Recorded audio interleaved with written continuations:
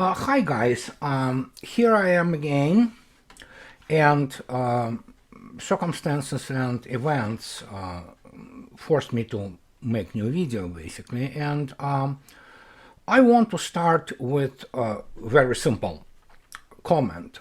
I love Wyoming. I love American West generally. I adore this place. Fact is, if I would believe in reincarnation, I probably would say that, hey, I was born in my previous life here in the midst of mountains of Idaho, Washington, and Wyoming. It's an incredibly beautiful place, and California also. But sadly, the beauty and natural beauty and many good people who live there does not mean that we have a good outcome politically from those locations. And as John Barrasso, the senator, I believe, not Congress, senator from Wyoming, introduced today the bill together with the 8 other Republican senators to declare Russia a state sponsor of terrorism. And we have to understand here one very simple thing. Appearances could be deceiving. You can see, for example, people in US Congress dressed well, some of them having many credentials. Like John Barrasso, he actually has a doctoral degree in medicine. So the guy is the certified, doctor. It doesn't mean that he understands what he does in terms of the foreign relations because he is a doctor. To understand those things, you need to have a little bit of different kind of, vector in your development. And obviously, the fact that U.S. foreign policy is nothing short of a disaster is a classic example of people who have no clue getting to power and trying to promote and push policies which are not only detrimental to somebody else, they are extremely detrimental to the United States itself. And I, as a man who actually, I want to die here, I love my state of Washington, politics aside. I love American West. I like Pacific Northwest. I'm madly in love with this, but seeing what the country is turning into, not least through the efforts of people like John Barrasso and other, as Senator Kennedy told them, idiots, is really difficult for me because my life plans are here, and seeing what they do is, well, I doubt that this bill gonna pass, or at least somebody will, like Joe Biden, most likely will veto it. It's all done for the show. Plus, obviously, these people still don't understand significance of the Nord Stream 2, which they want to shut down, which Russia probably by now says, please do, because Russia already returned its investment due to the horrendous gas prices and basically ongoing catastrophe, energy catastrophe in Europe. But then again, you cannot blame Europeans in being stupid. So it's, as I already stated, for all my love and deep love of German culture, of German, as Russians say, Teutonic genius, and there are many German people I love, and I knew many of them, including people from the 4th Flotilla in Warnemünde, which is the Rostock vicinity during the Soviet times. They all were graduates of my Naval Academy, wonderful people. And many of them still come, to visit, celebrations of my Naval Academy anniversaries and things of this nature. And you can always see this Volksmarine, German Democratic Republic's naval flag flying together with the Soviet naval flag and those proceedings, which usually held in a good, auditoriums with nice drinks and, nice food. So, but when you look at the political class of the West, I've been at it for so long that, again, the only thing they have are credentials. They have those worthless degrees in political science, journalism, or, well, law is not worthless, but I mean, you cannot allow a lawyer to run such country as the United States. But of course, we have obviously Germany, which pretty much committed suicide by now, energetic suicide. I think so that Germany is done. Its manufacturing will be destroyed. But I want to go in a little bit deeper today, and apart from Barasa doing stupid thing and Russians just, shrugged and laugh at it, because how you have to laugh at children, I want to show something which you might find very interesting. You know this book. Everybody knows this book. It's Samuel Huntington's famous The Clash of Civilization. It is an extremely important book. The reason this book is important, not because it is correct. Actually, most of what Huntington predicted and described turned out to be wrong. But we knew that. But at least Huntington, late Samuel Huntington, had a taste and class in the end, in the conclusion of his book, to write that, hey, if this all is wrong, good for that. Who would want the clash of civilizations? So he had this kind of, he hedged his theory. Unlike it was with Francis Fukuyama, who is basically nothing more than a joke. And if you look at the fact that Foreign Affairs still just publishes recently, just latest issue of interviewing him, it's like, I don't know, just people have the right to be stupid. They have the right to be wrong all the time. But even Samuel Huntington, despite wonderful language of his book, is important not because he promoted yet another theory in geopolitics, or what we understand under geopolitics, but with the fact that even this man of significant intellect was so wrong, and even this book failed miserably, not to speak of people and their works of the American and Western geopolitics of likes of Fukuyama, who failed even more miserably. So, and that's the point. All of those people, they have those credentials, PhDs in political science and things of this nature. In Samuel Huntington case, you can always use this simple criteria. Look at his students. One of his students, more prominent ones, is Fareed Zakaria, who was spewing bullshit from CNN for so many years now. And I mean, if I would have been Samuel Huntington, I would be really embarrassed by this student, but I think so it's one of the most uneducated and ignorant people who ever, been introduced together with, what's his name, Thomas Friedman of Stratford into the geopolitical affairs. And as I already stated, geopolitics is primarily about power. It's economic and military power, and these are subjects which are not really taught in the Western and specifically American universities, because you cannot teach that. It's very complex in the 21st century. You need serious physics, mathematics, tactical operational pedigree to really get it. It's not like you can learn a couple of subjects or a couple of theories and you will be good. No, you're not going to be good.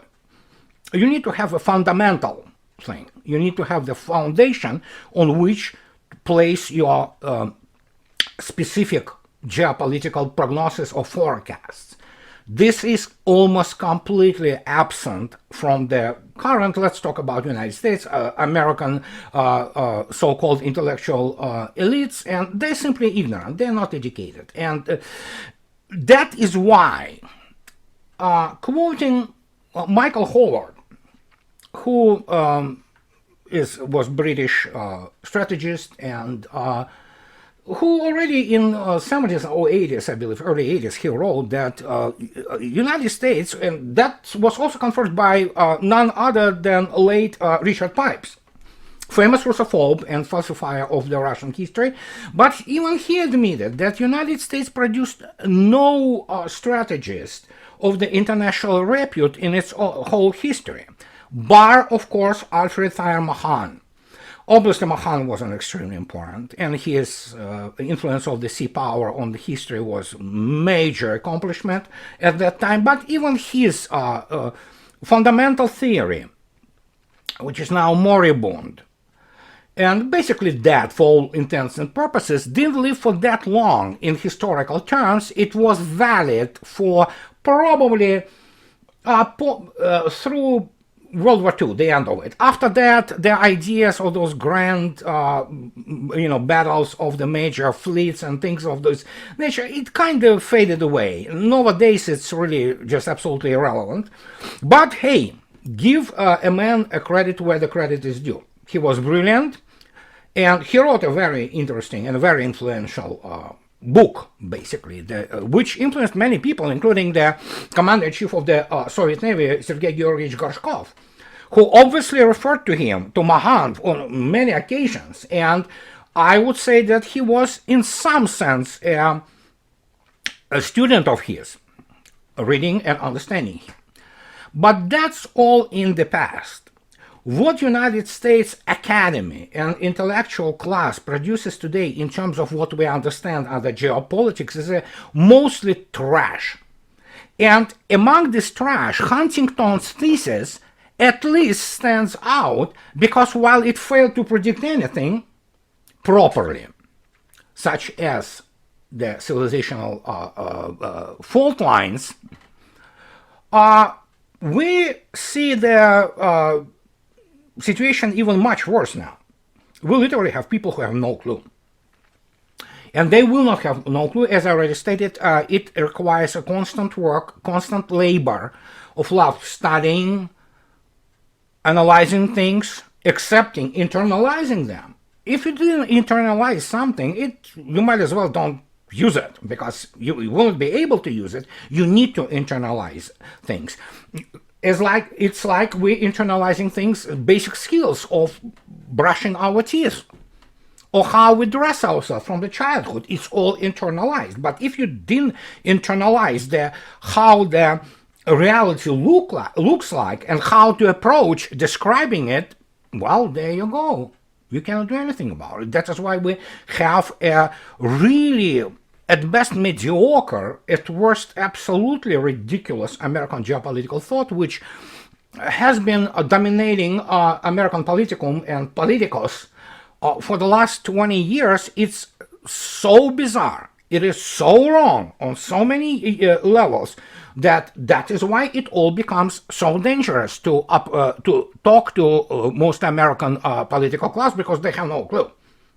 Those who do have clue, obviously, as my friend recently, Andrei Rayevsky, the Saker, you know him, know it is just to make the appearances that the United States is strong, and, just it has to be done this way, because otherwise the whole scaffolding of this imagery of the all-powerful and mighty America begins to, collapse. And it is collapsing. In fact, it largely already collapsed. So in this case, looking at how American, what we would say, elite thinkers fail time after time to describe the world outside, be that Kissinger, be that late Brzezinski, be that Fukuyama, obviously, which is now, basically his name is a joke, let's be frank here. And even Huntington, you begin to ask a question, what's going on? Well, what's going on is John Barrasso, and the man who represents beloved by me beautiful state of Idaho, and 8 other losers from Congress who are so desperate to look powerful and, do something, and to show to people of their constituencies that they know what they're doing, that it becomes comical, really. Because obviously those people, and I am on the record, American political political top is very, very provincial in its outlook. You have people from states and senators who, even when they travel around the world, they don't understand cultures out there, or if they understand, they have the issues of what Mencken and early Alexis de Tocqueville wrote, what is called the garrulous patriotism. You cannot compare even, some American middle America city to obviously grandeur of the European culture. For those people who visit after some Wyoming, however beautiful, location, some megapolis like Moscow, St. Petersburg, they will have the issues of the complex of inferiority. Those cities simply dazzle. And this is not everything what Russia does. They know that. Those who don't know, they sense it. And that's when you get this Mencken and de Tocqueville appearance of the American garrulous patriotism. They have to feel that they are loved, they're admired, while in reality the situation is such that nobody really admires anymore. To admire what? Obviously, they also miss basically the news that very few people really are afraid of the United States, except for the case that the United States gonna basically damage itself and then goes on the rampage, and you have to contain this rampage. Militarily, Russia can do this, and that's what Russia is doing. And that's why it creates so much desperation. For the last 20 to 30 years, you literally have to take it in and frankly be in awe how miserably the whole American geopolitical thought failed. It is the failure of the incredible scale. And for me, who live and who is a citizen of this country, and I love this country, I mean, it gave us shelter and, home when we needed one. After what today, frankly, Vladimir Putin correctly states, the Soviet Union collapsed and the civil war started in earnest. It started even before the Soviet Union collapsed. And seeing people who have no clue running this country and its foreign policy into the ground based on stupid assumptions, totally incompetent and ignorant, but who will help? Who will come out there and say, hey, you have to adjust here, you have to do this here to have some effect, and you have to understand what diplomacy is. They don't understand what diplomacy is. Diplomacy as an art doesn't exist in the United States because most of the U.S. Diplomatic Corps is basically a bunch of the conduits for dictating the demands of the United States, and hey, it is what it is. But here we are today. We have the gas prices, which are incredible. It's just ridiculous. And we have the energy costs in Europe, which are through the roof. France failed to basically back up or supply enough energy to its customers in the European Union. And I think we will see more and more aggressive and desperate rhetoric, which will demonstrate, and that's why they are provincial, they don't understand it, that how weak the whole West is now. It is weak. It is basically collapsing, and in order for you to live and prosper and develop, you need things which are not on the Wall Street. You need economics which is not taught in US universities. You need the physical economy which is being destroyed. Well, it was destroyed largely in the United States and is being destroyed right now in Germany and other European countries. You have literally new Bolsheviks. But Bolsheviks actually in Soviet Russia, they were building plant, they were educating people, they were building schools and hospitals. But here we have the basically neoliberal, quote-unquote, Bolsheviks who destroy countries, nations, and cultures just because they are so ignorant. They are uneducated. It is a bottom line. The foreign minister of Germany, she spent 1 year of the foreign relations courses. It is ridiculous. And this is the woman who is now chief diplomat in Germany. We literally have idiots running the show, be that in the United States or in Germany. And I will be following the consequences of that. But let me emphasize it again. It's where I started from. The book by Samuel Huntington is an exhibit A, how wrong the world outside is perceived. Remarkably, unlike all this delirium by Kissinger or Fukuyama or whoever wrote, Brzezinski, Samuel Huntington made one very important difference and distinction, of which I write in my books, of which I write in my blog non-stop. And that shows that at least he grasped a little bit where he have to refer to for real knowledge. It is Charles Barnett, don't mistake him for Corelli Barnett, outstanding British historian. It was Charles Barnett who published about the West in the US Army Parameters magazine.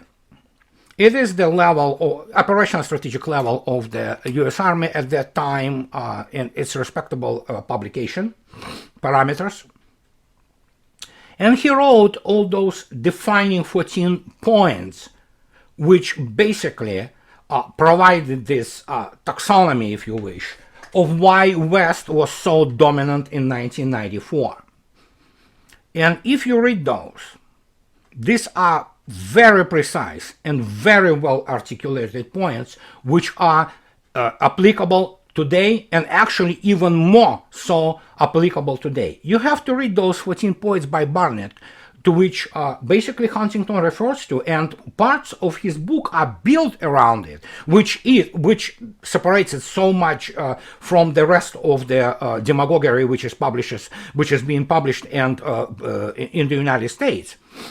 And in this respect, while still a failure, this book has a very good input in terms of the actual power and how it is measured. And not surprisingly, and don't accuse me of being corporate because of me being former military professional. No, I'm not corporate here, but at that time, American military, it did have a really good insight, and guess what?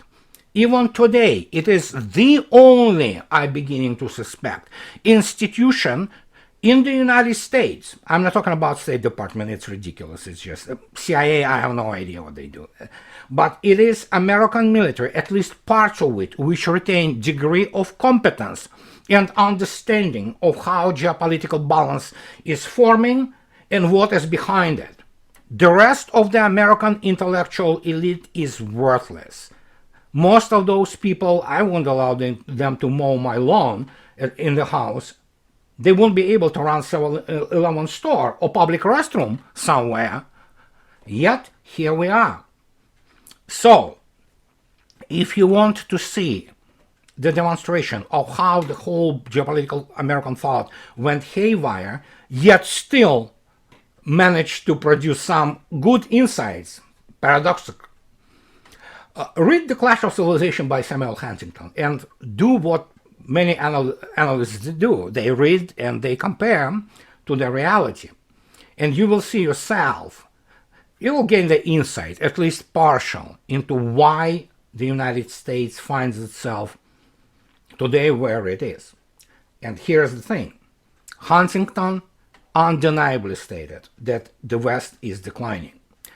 What he didn't understand, the speed with which the decline of the West will happen. But in this particular case, while I'm saying that it's exhibit A of failure, give late Huntington at least some credit that probably he sensed it, that he had the input from people who actually know or knew what was going on already then.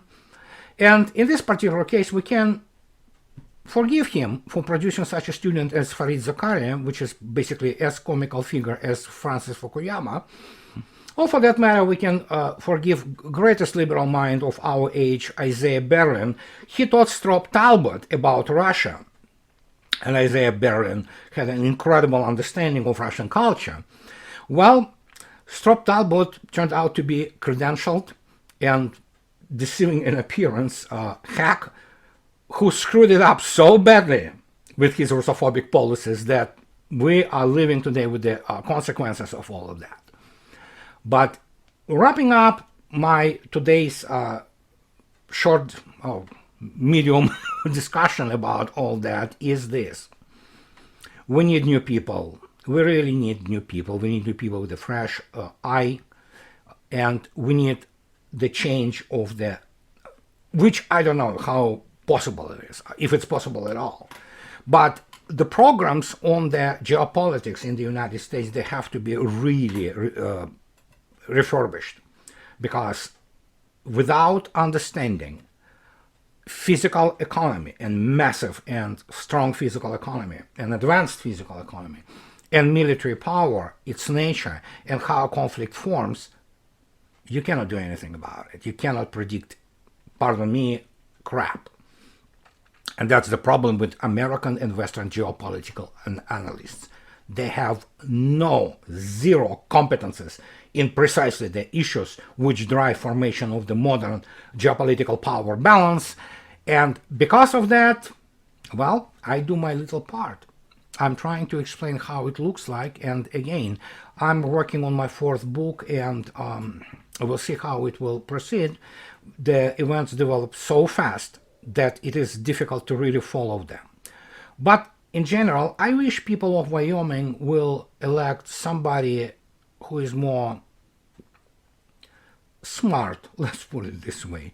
Because who knows, if Washington goes completely bananas with this woke and liberal bullshit, pardon my French, I would move to Wyoming in a blink of an eye. I love the place. I love Montana too, you know. But it is what it is. This is what we have for today. And I will continue to make comments and comment on the current events as it goes. So I'll see you later then. Goodbye. And don't forget, however, to subscribe, and those who can afford it, support me on Patreon. Okay, now, goodbye.